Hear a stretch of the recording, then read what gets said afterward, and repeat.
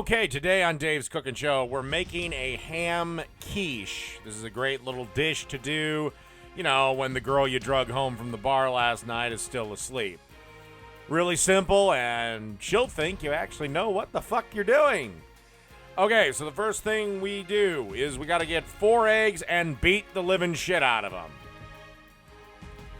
Then after that, you want to take 1.5 cups half and half.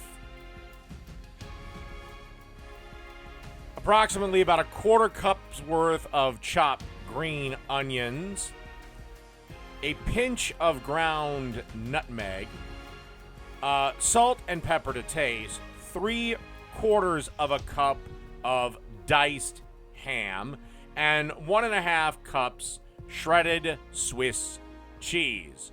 You also want to throw in a tablespoon of flour for good measure.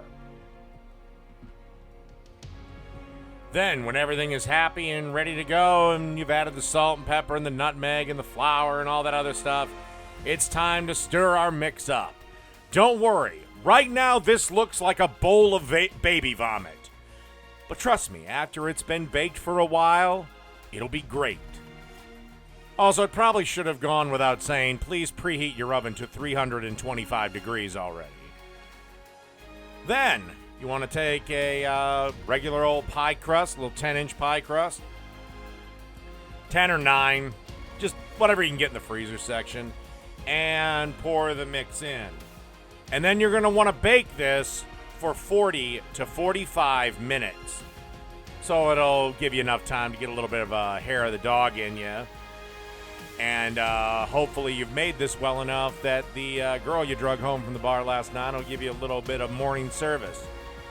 All right, so after that, we'll see you in the next step.